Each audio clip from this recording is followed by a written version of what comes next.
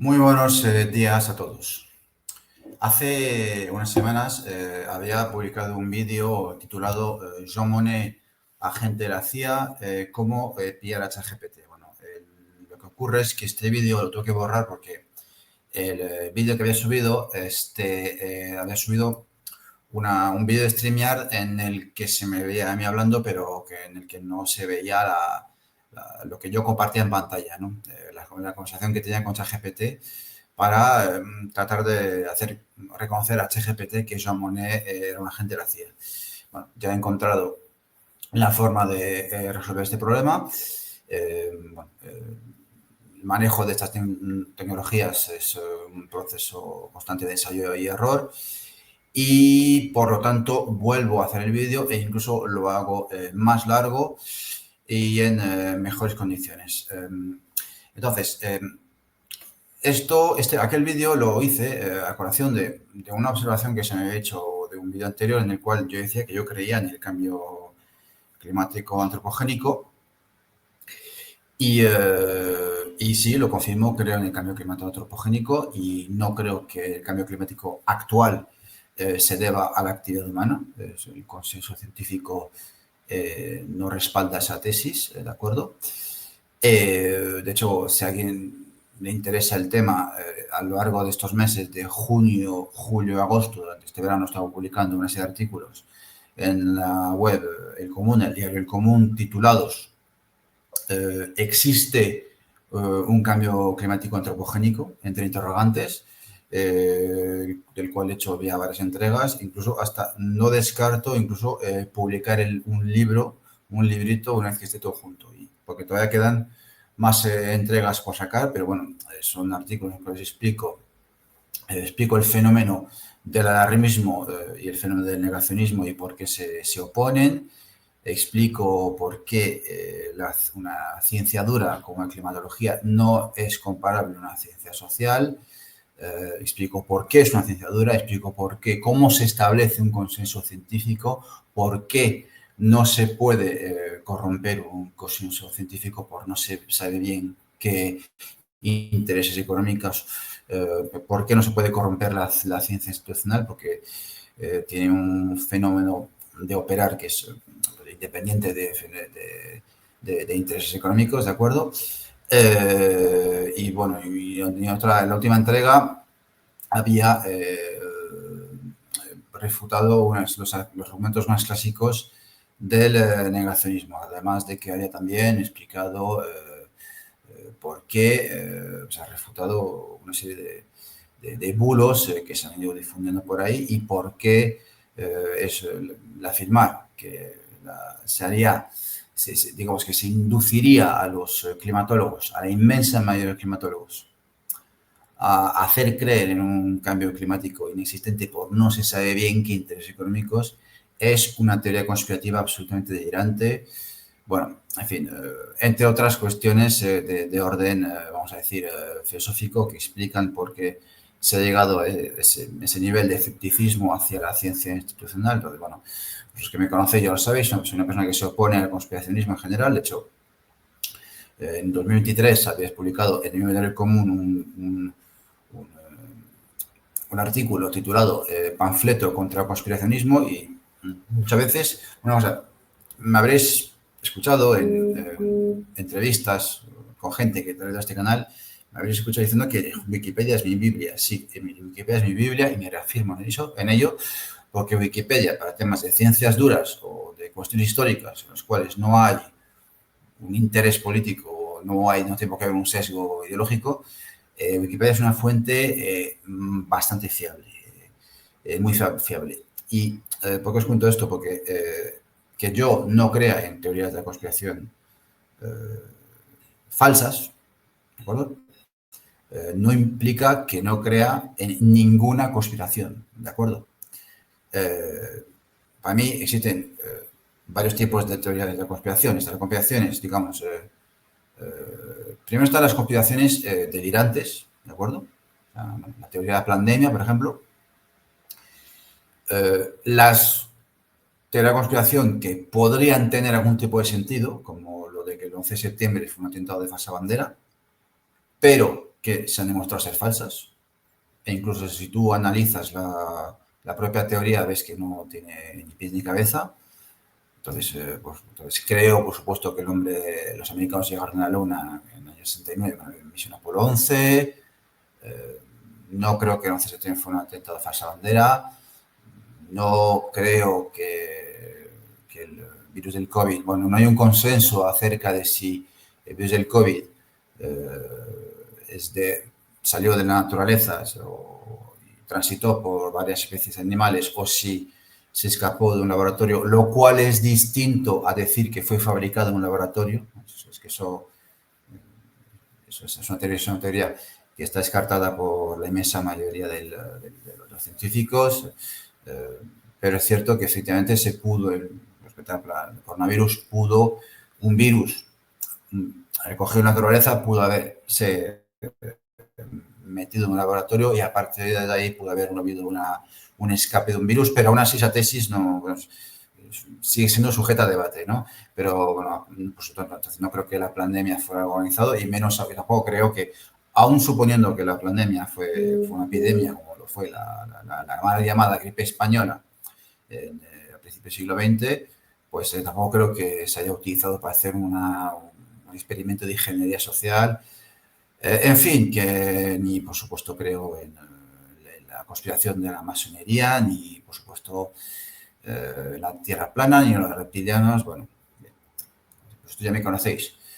Entonces son teorías, hay teorías delirantes, hay teorías que podrían tener algún tipo de sentido. Por ejemplo, que los americanos hubiesen inventado en un contexto de Guerra Fría que habían ido a la Luna cuando en realidad era falso, pues tiene algún tipo de sentido, pero luego cuando te puedes analizar, pues es una teoría que es falsa, ya está, simplemente.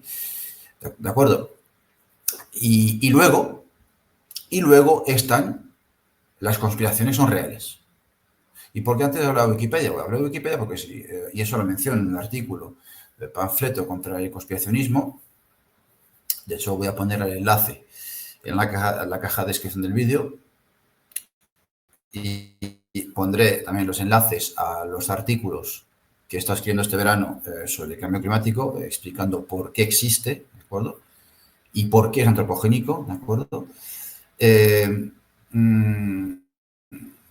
Decía, si tú en Wikipedia buscas teoría de conspiración, y eso lo mencionaba en ese artículo, lo primero que te dice Wikipedia, lo primero que te dice es hacer un listado de teorías de conspiración que han sido reales, que han sido reales y han sido demostradas y documentadas.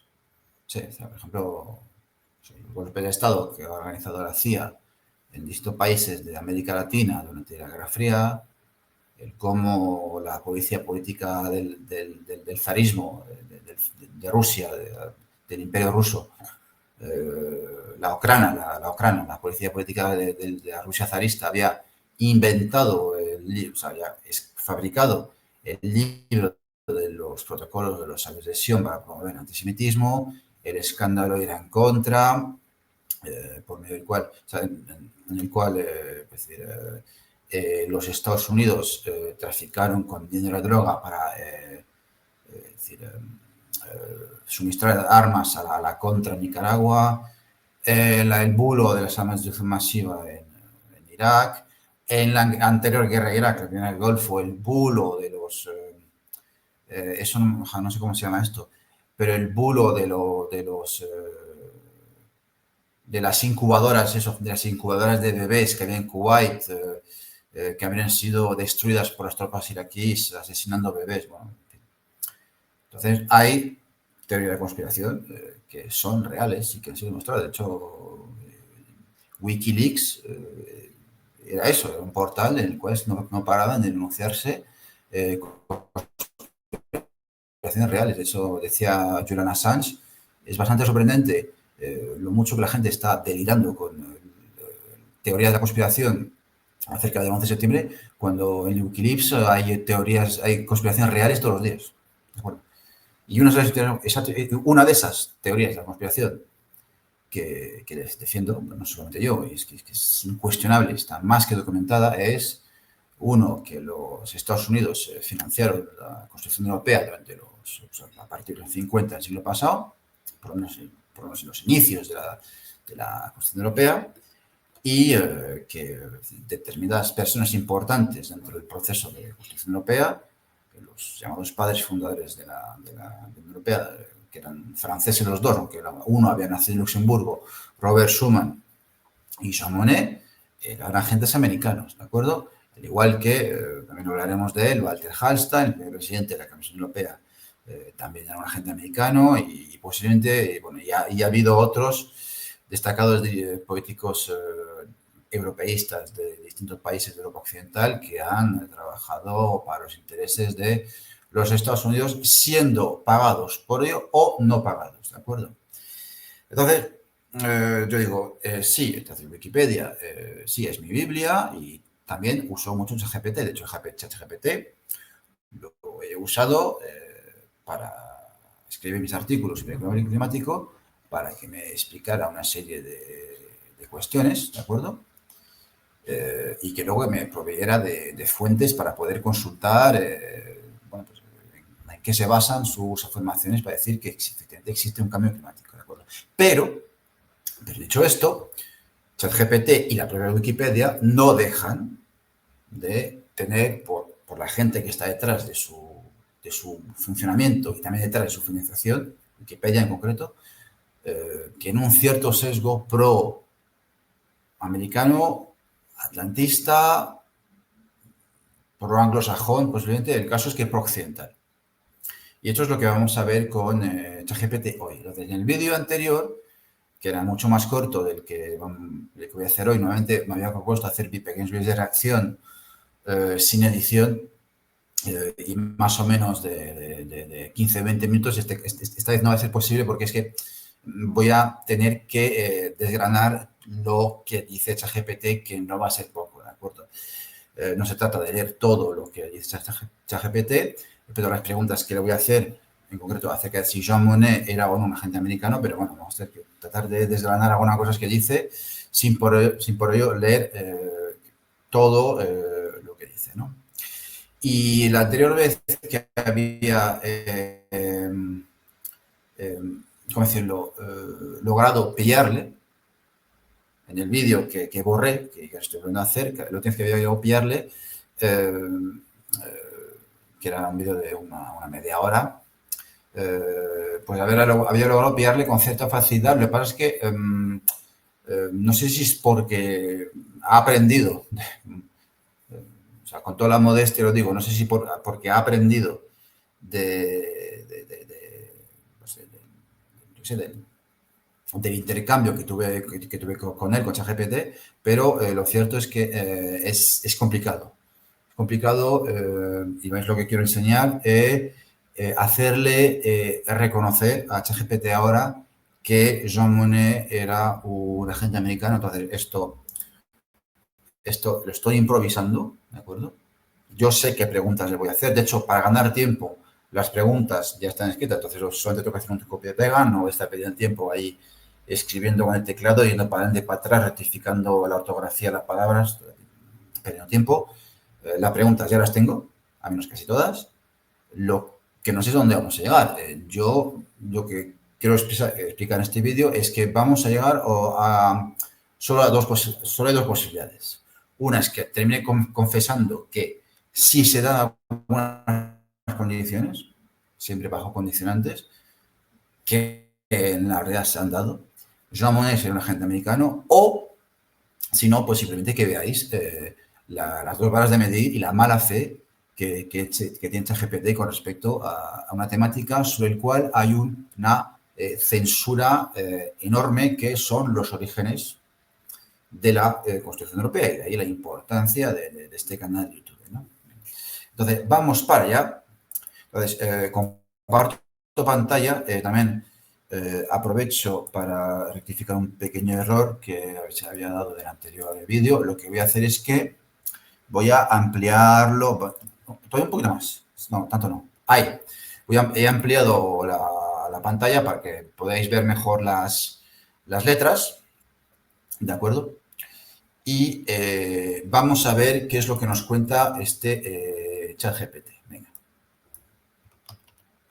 Entonces, la primera pregunta que le quiero hacer es la siguiente.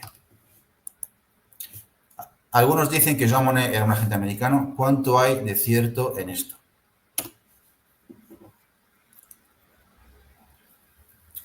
Entonces, ChatGPT dice, la idea de que Jean Monnet, uno de los padres fundadores de la integración europea, debe ser un agente americano, es una de esas acusaciones que circulan en medios euroescépticos o conspirativos, ¿de acuerdo? Esto es una teoría de conspiración, pero tiene un trasfondo histórico más complejo que los Estados Unidos durante la Primera Guerra Mundial. Bueno, eso ya lo sabíamos, lo hemos explicado en vídeos anteriores. No quiero mejorar el plan de momento, gracias. Segundo, apoyo financiero estadounidense al europeísmo. En los años 50 y 60, el American Committee on United Europe, financiado en parte por la CIA, con lo cual ya está reconociendo que estaba de alguna forma trabajando con la CIA. O sea, la CIA tampoco... Con eso ya tenemos media respuesta a la pregunta.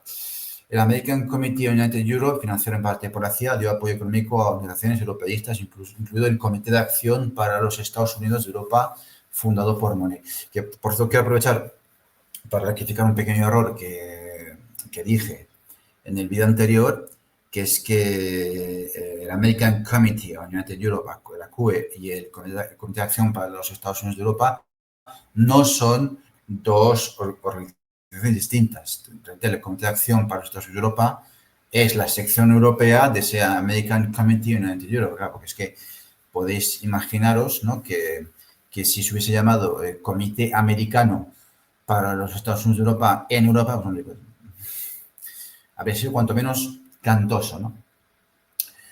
Entonces, bien, Jean Monnet dicen que tiene una orientación pro-estadounidense, lo cual también es, de alguna forma, admitir que era un agente americano.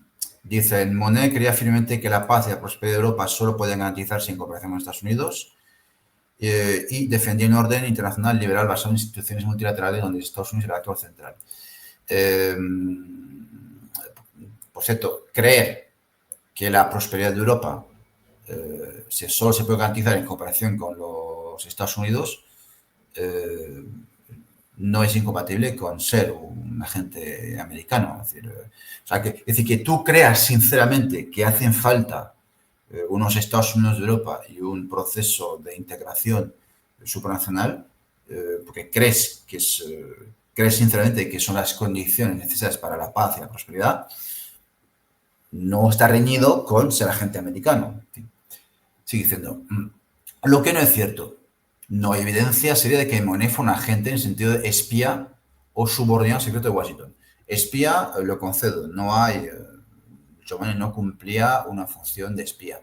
Ahora, que dice que no hay evidencia de que Monnet fuera un subordinado secreto de Washington, claro, ese es el problema. El problema es que, sí hay pruebas. De hecho, en el anterior vídeo mostré pruebas de que cuando...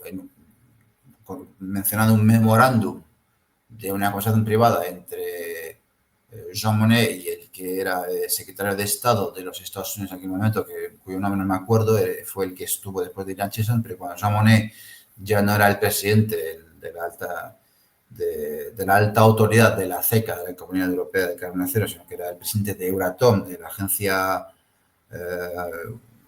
Atómica Europea.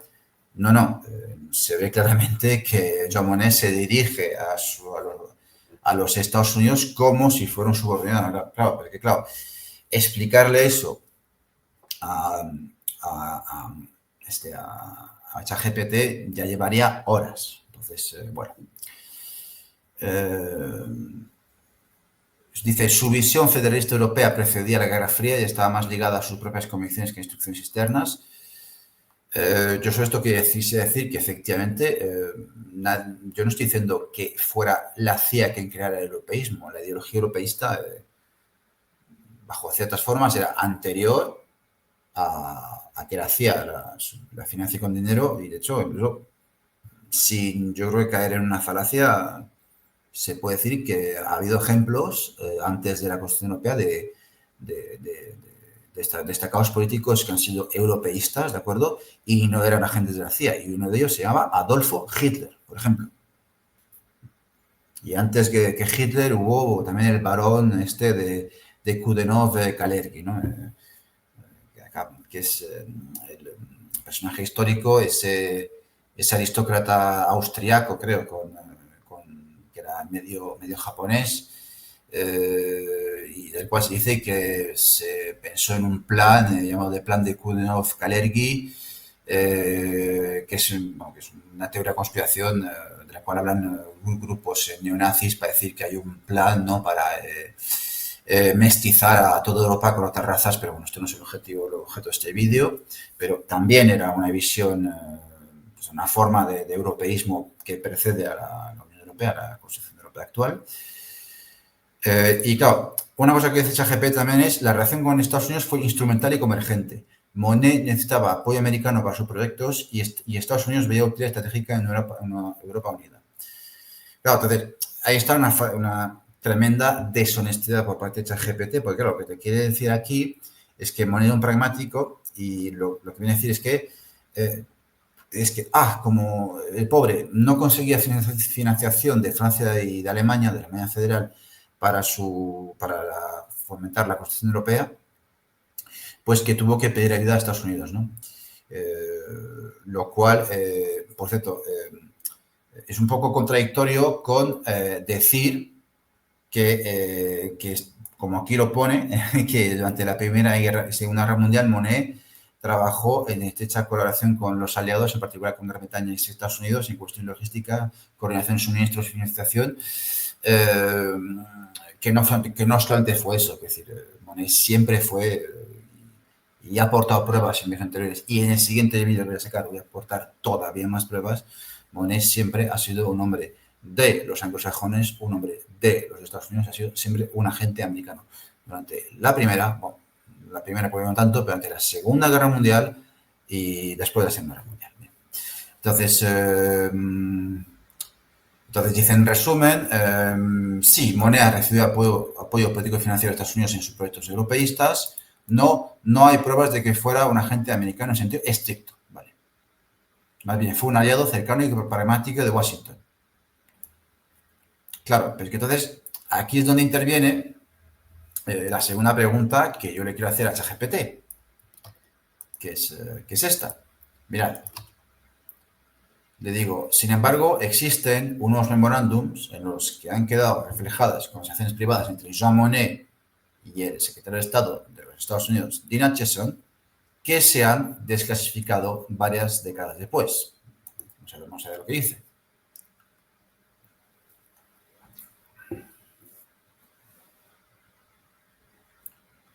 Entonces, efectivamente, existen memorandos desclasificados que documentan conversaciones entre Jean Monnet y entonces secretario de Estado de los Estados Unidos, Dean Acheson.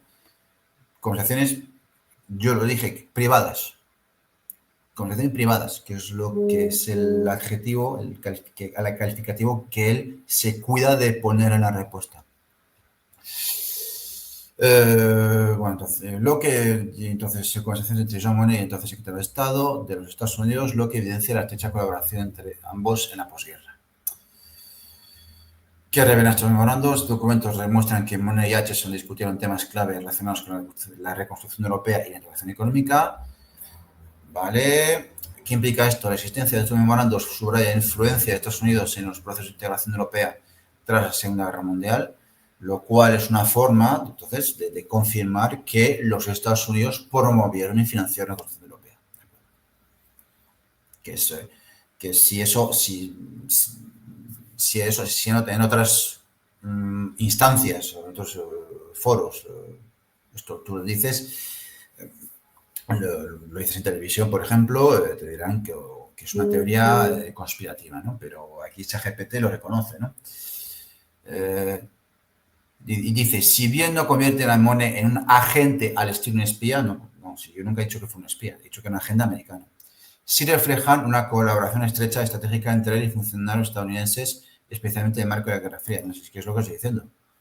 Es lo que estoy diciendo, es una colaboración estrecha y estratégica porque él creía en la integración europea, porque él era pro-americano, pero es que también era un agente americano. Sobre todo, si tenemos en cuenta que es una cosa que me parece que ahí ChatGPT se cuida mucho de mencionarlo, que es que las conversaciones que hubo entre John Monnet y Tina Hutchison fueron secretas, ocultas, fueron ocultadas durante décadas hasta que se desclasificaron, que es lo que le estoy preguntando. Y parece que no. De hecho, le voy a tener que insistir ahí. Dice, la documentación desclasificada confirma que Monnet y Hutchison mantuvieron relaciones cercanas y trabajaron juntos en proyectos clave para la reconstrucción y unificación de Europa. Esta colaboración fue fundamental para el impulso de iniciativas como el Plan Schuman y la creación de la CECA. Bueno, vale. Voy a hacer una pregunta que no tenía preparada, pero vamos a ver qué dice. No, pero estás obviando una cosa que te he dicho y que parece que eludes porque te resulta incómodo. He dicho que esas conversaciones fueron secretas y se mantuvieron secretas durante décadas. Ahora entiendo perfectamente tu matiz. No, lo habías entendido desde el principio. Otra cosa es que no te convenía hablar de ese tema. Gracias por señalarlo. Sí, eso cambia un poco la interpretación. Sí, eso cambia un poco la interpretación. Sí, cambia mucho. El hecho de que las conversaciones entre Jean Monnet y Tina Hutchison fueran secretas durante décadas se añade un elemento importante. No se trataba de correspondencia de colaboración pública, a eso voy, sino de interacciones privadas y estratégicas, cuidadosamente documentadas y mantenidas bajo reserva. Esto refuerza varias ideas. Coordinación delicada. Monnet y Hutchison hablaban sobre planes de reconstrucción e integración europea que involucraban intereses estratégicos de Estados Unidos en la Guerra Fría.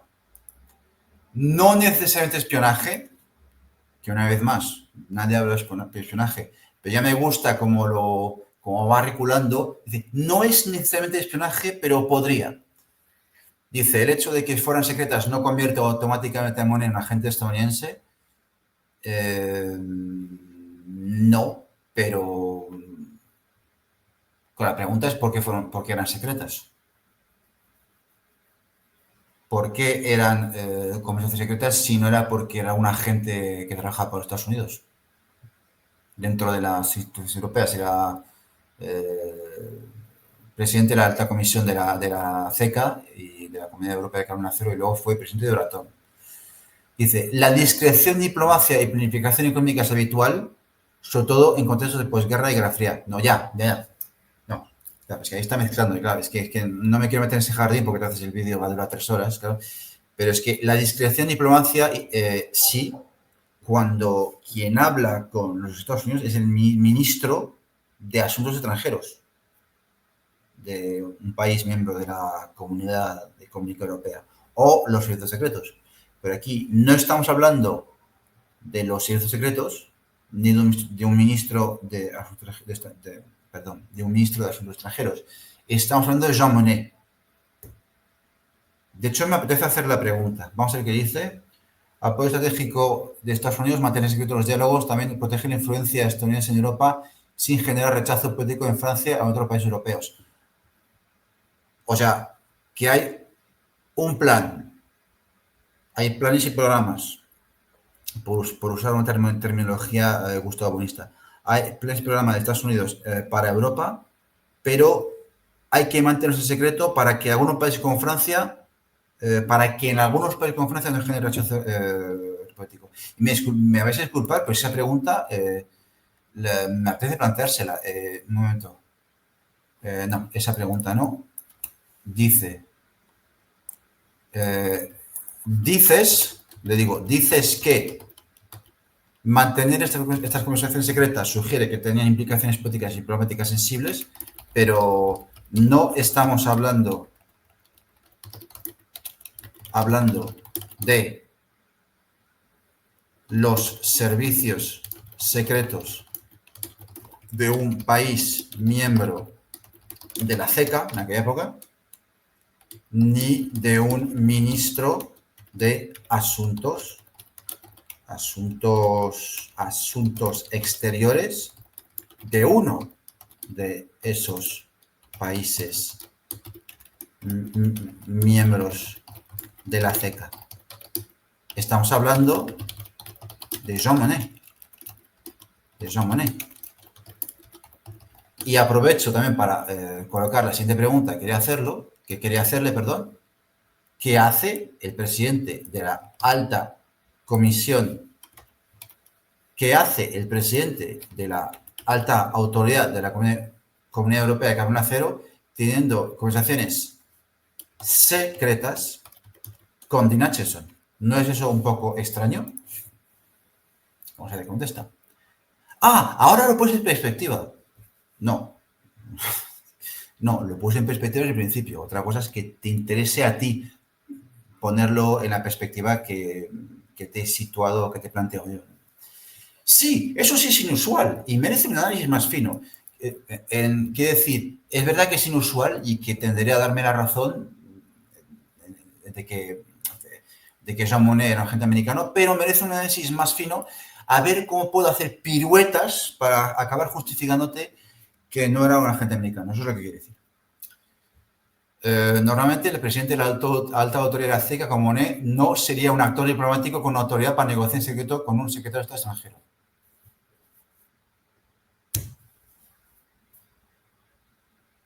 ¿Hace falta decir más? No sé.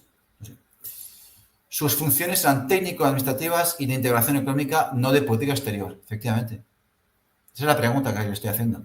Entonces, que Monnet tuviera conversaciones secretas con Dean Acheson planteaba las interpretaciones. Influencia, entonces, ahí llegamos ya a las piruetas de ChatGPT. Influencia personal y política informal. Monnet no era solo un burócrata, tenía una visión federalista y estratégica sobre Europa y consideraba que la integración económica debía ser apoyada por Estados Unidos para consolidarse frente a la URSS. Muy bien, claro, es que el problema es que si eso lo dice en público, ningún problema. No hay ni agente encubierto, ni hay conspiración, pero es que eran conversaciones secretas. Su autoridad de facto superaba lo formal. Era capaz de moverse en los círculos políticos y diplomáticos porque su proyecto, la CECA y la futura Comunidad Europea, era clave para el equilibrio de la posguerra. Sí, pero sigue sin contestar por qué el presidente de la alta comisión de la CECA tiene conversaciones privadas con el secretario de Estado de los Estados Unidos. ¿Y por qué le rinde cuentas? Lo que pasa es que, claro, si le digo que le rendía cuentas y que tiene una relación de subordinado hacia unos superiores, claro, para poder demostrárselo, el vídeo tiene que durar 3 horas. Pero bueno, entonces no me voy a meter en ese jardín. Relación simbiótica con Estados Unidos. Washington veía en Monnet un interlocutor eficaz que podía impulsar la integración europea de manera consistente con los intereses estadounidenses. Eso yo creo que es la definición misma de un agente americano. O sea, está diciendo agente americano sin decirlo. Está diciendo agente americano con otras palabras. Además, dice, interlocutor eficaz que podía impulsar la integración europea de manera consistente con los intereses estadounidenses sin interferir abiertamente en la política de cada Estado miembro. O sea, quiere decir, sin informar abiertamente a los Estados miembros. Pues eso se llama una conspiración.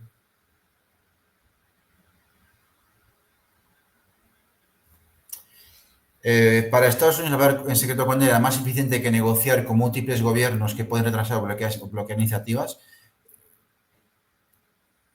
La definición misma de una conspiración. De hecho, me apetece preguntárselo. Entonces dice, zona gris entre diplomacia y política económica.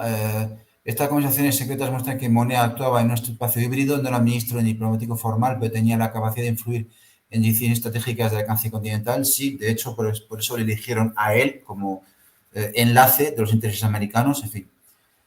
En pocas palabras, no es espionaje si nadie habló de espionaje. Hemos hablado de ser un agente americano, un agente de influencia, no de espiar. En pocas palabras, no es espionaje, pero sí es excepcional. Monet, gracias a su prestigio y visión, se movía como un agente estratégico no oficial con libertad para negociar en secreto asuntos que afectaban a toda Europa occidental. Entonces, yo voy a decir,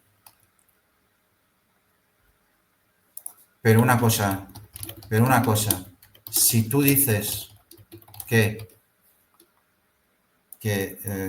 EU hablaba en secreto con él en lugar de hablar con los jefes de gobierno y de Estado de los países miembros de la CECA, según tú mismo, porque ello podría haber,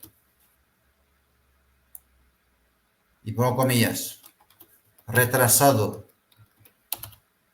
o bloqueado iniciativas.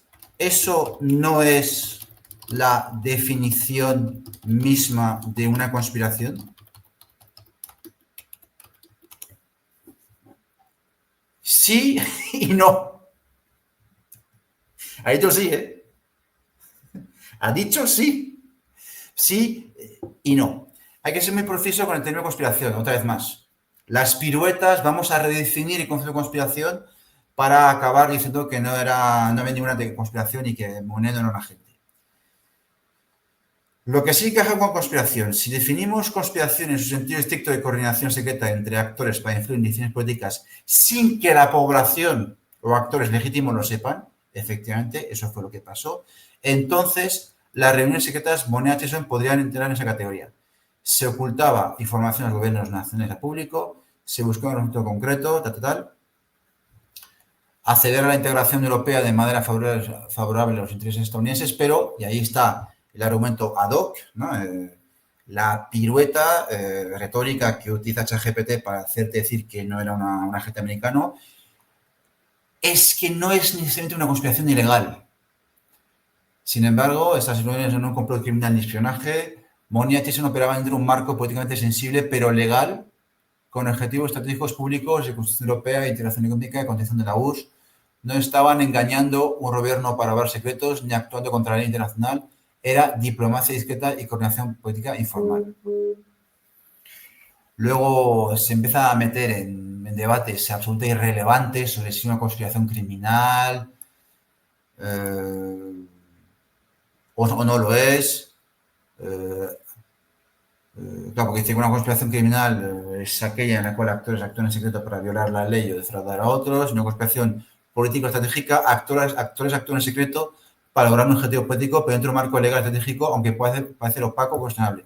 Y entonces digo, ok, pero entonces debes admitir que ya no puedes hablar, con comillas, de teoría de la conspiración. Tú mismo estás diciendo que era una conspiración. O sea, es lo que estás diciendo.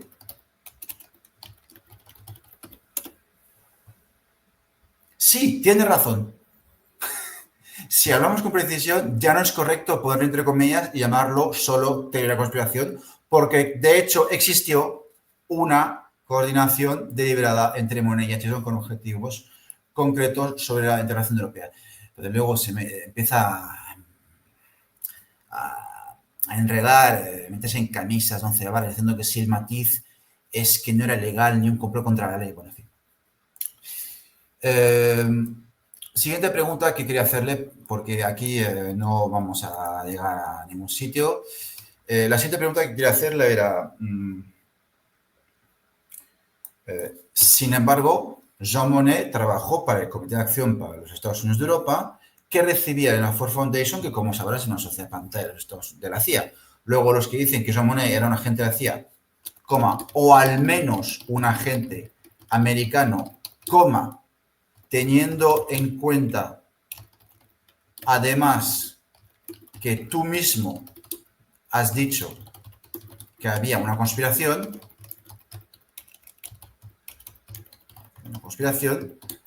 entonces no dicen nada descabellado. Y dice exactamente, ahí es donde se ve por qué la etiqueta, perdonad, ahí es donde se ve por qué la etiqueta de agente americano tiene cierta base, ya está empezando a regular, ¿veis? Ha dicho que tiene una cierta base. O sea, ya hemos conseguido que reconozca que hay una conspiración y ya hemos empezado a hacerle reconocer que la acusación de agente americano tiene cierta base. Dice que conviene matizarla, pues por supuesto. En este caso, conviene matizar o no, porque es que luego vamos a preguntar en qué caso se consideraría que una persona es un agente ruso, por ejemplo. Ahí ya veréis que las matizaciones desaparecen. Finalización de la CUE, el Comité de Acción para los Estados Unidos de Europa, donde Monet está activo, recibió fondos de la Ford Foundation y otras fundaciones que, según archivos desclasificados, están vinculadas a la CIA como mecanismos de apoyo a la integración europea. Con lo cual, es ya una forma de decir o de medio confesar que Monet era un agente de la CIA, pues trabajaba con fundaciones, organizaciones, organismos como el Comité de Acción para los Estados Unidos de Europa, que recibían dinero de la CIA, reconocido por ChatGPT. Dice, esto significa que Monet estaba involucrado en proyectos financiados indirectamente por Estados Unidos con dinero de la CIA, con objetivos estratégicos claros, fortaleciendo Europa occidental frente a la Unión Soviética. La conspiración estratégica, como discutimos antes, Monet mantuvo conversaciones secretas con Dean Acheson y coordinó acciones que los gobiernos nacionales no conocían plenamente. Eso encaja con el concepto de conspiración estratégica, coordinación política con un poder extranjero para lograr objetivos políticos y económicos. Y lo acaba reconociendo. Yo pensé que sería más difícil, ¿eh?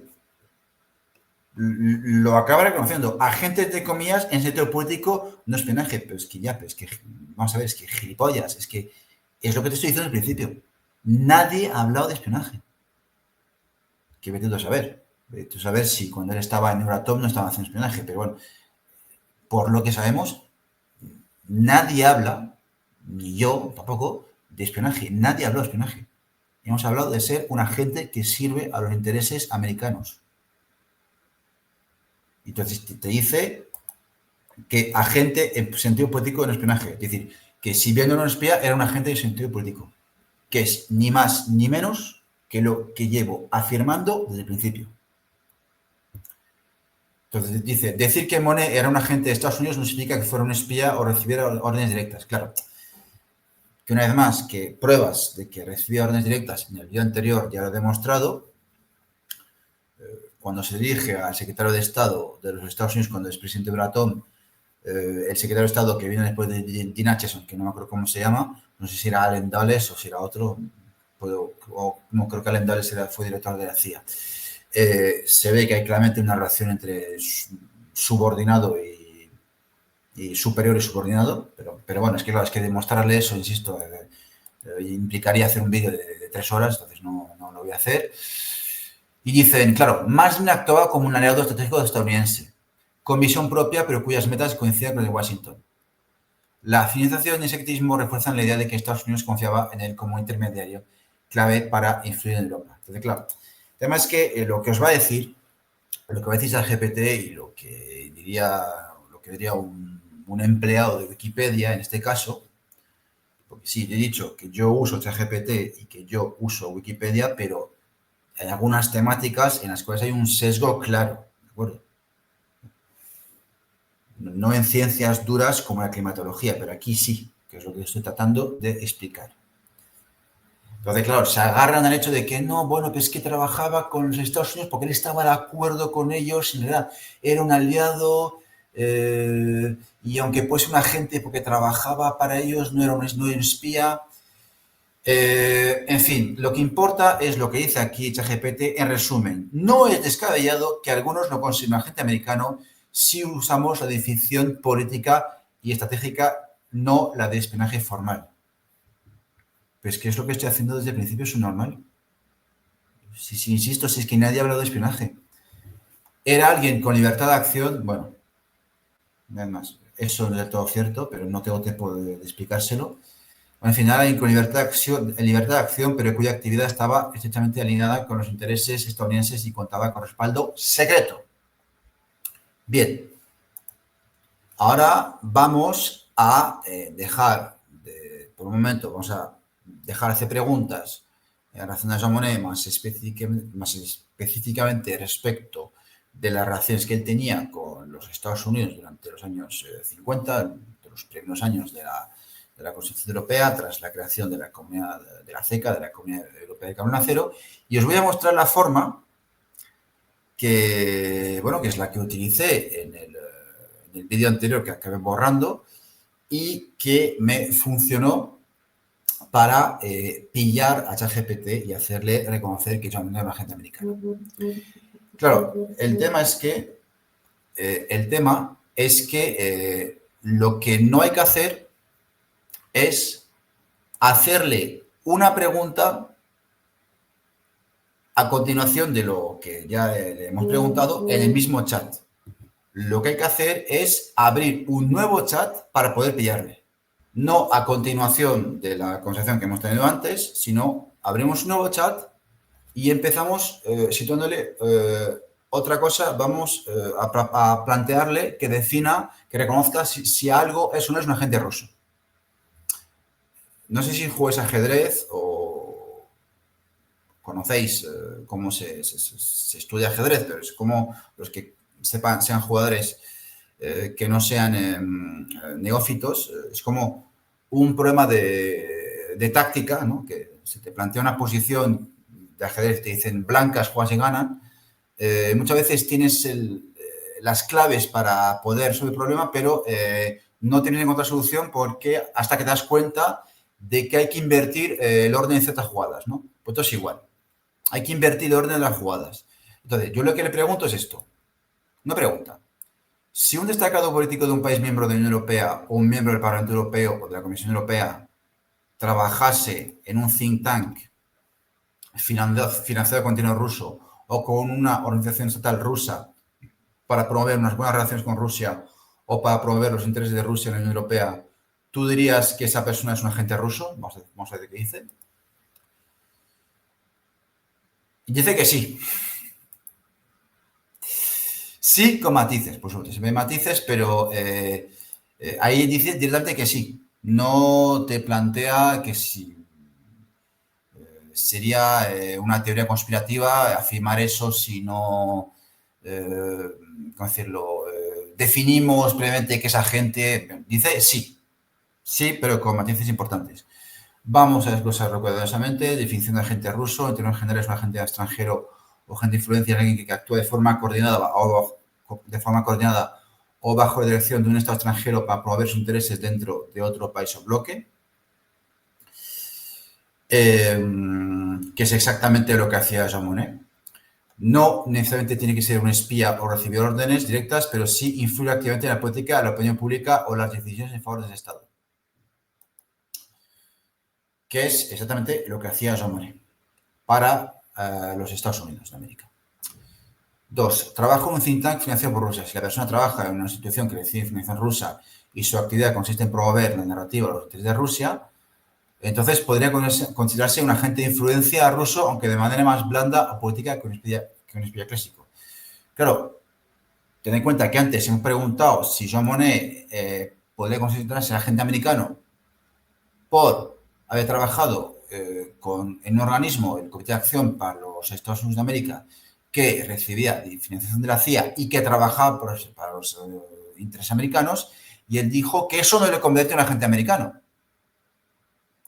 Pero aquí está diciendo que si alguien trabaja en un think tank financiado por Rusia para promover los intereses o la narrativa de Rusia, sí dice que es un agente, al menos de forma blanda o política, entre comillas, en lugar de considerarse un espía clásico. Que siempre está R que R con el espía, que no te estamos preguntando sobre espías. Entonces, lo dice, distinción clave, no basta con simplemente tener relaciones con Rusia o apoyar la cooperación económica o diplomática. La etiqueta de agente ruso implica que hay un interés o influencia activa y financiada por el Estado ruso, no solo simpatía personal o coincidencia de intereses. Bueno. Dice, resumen, sí, pues podría considerarse un agente ruso si su labor está financiada o dirigida por Rusia y sirve activamente sus intereses, aunque no necesariamente sea un espía, está obsesionado con lo del espía. Entonces, dice que si se dan las condiciones que yo he enunciado, la persona en cuestión sería un agente ruso y dice que sí. Si su labor está financiada y dirigida por Rusia y sirve activamente sus intereses. ¿La labor de Jean Monnet está financiada y dirigida por los Estados Unidos? Sí. ¿Servía activamente, o sea, Jean Monnet servía activamente a los intereses de Estados Unidos? Sí. Pero ahí no, ahí ya parece que le cuesta admitir que es un agente. Vamos a hacerle la siguiente pregunta. ¿Y si esa misma persona hubiese rendido cuentas en secreto de su trabajo en la Unión Europea al ministro de Asuntos Exteriores de Rusia, Sergei Lavrov, y eso fuese mantenido en secreto durante décadas, ¿tú dirías en este caso que esa persona era un agente ruso? O sea, mejor, ¿también dirías en este caso que esa persona es un agente ruso? Yo creo que va a decir que sí. Efectivamente, dice sí. En ese caso, la situación cambia de manera significativa. Vamos a analizarlo paso a paso. Bueno, eso es irrelevante. Coordinación secreta con un Estado extranjero. Si la persona ha estado informando directamente al ministro de Relaciones Exteriores ruso sobre su trabajo en la Unión Europea y esa comunicación se mete secreta, esto implica una relación directa y deliberada con un gobierno extranjero, que es exactamente lo que hacía Jean Monnet con Dina Cheson. Entonces, no me apetece tampoco leer toda la respuesta que da. Creo que ahí ya podemos darle el golpe de gracia. Vamos a ver si finalmente ChatGPT reconoce que Jean Monnet era un agente americano o si tiene dos varas de medir que son evidentes, ¿no? O sea, entonces yo le digo, sin embargo, a ver, no, yo quiero decir, tú dices que sería un agente ruso si dicha persona ha estado informando directamente al ministro de Relaciones Exteriores ruso sobre su trabajo en la Unión Europea y esa comunicación se mantiene secreta y que esto implica una relación directa y deliberada con el gobierno extranjero. Entonces, ya, el golpe de gracia. Entonces, ¿por qué niegas que Jean Monnet era un agente americano cuando hacía no ya algo similar, sino exactamente lo mismo?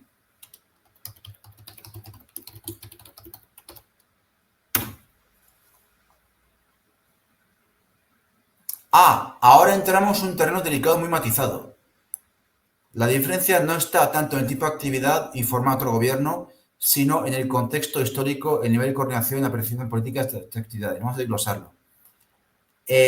¿Sabéis qué pasa? Está intentando ahora dar piruetas para negar la mayor, pero yo es que no voy a dejar que... No, es que ni siquiera voy a estar en analizar lo que contesta. ¿Qué dice a modo de conclusión? No es que Monnet no informara a los Estados Unidos, es que la naturaleza de su relación, la percepción histórica y el contexto legitimado de su política hacen que no se critique como agente en el sentido de que se aplique ahora hoy a alguien que colabora simplemente con Rusia. ¿Por qué normalmente no se le llama agente americano? No, es que no voy a entrar en su juego. No perdona, le decir, no perdona. Tú has dicho que, has dicho que una persona sería un agente ruso si dicha persona informase directamente y de manera secreta al ministro de Relaciones Exteriores ruso su trabajo en la Unión Europea. Jean Monnet hacía exactamente lo mismo con Dean Acheson y tú lo has reconocido, entonces dime por qué, me dan a decirle por qué puta razón, pero bueno, vamos a mantener las formas, por qué razón Jean Monnet no era un agente americano.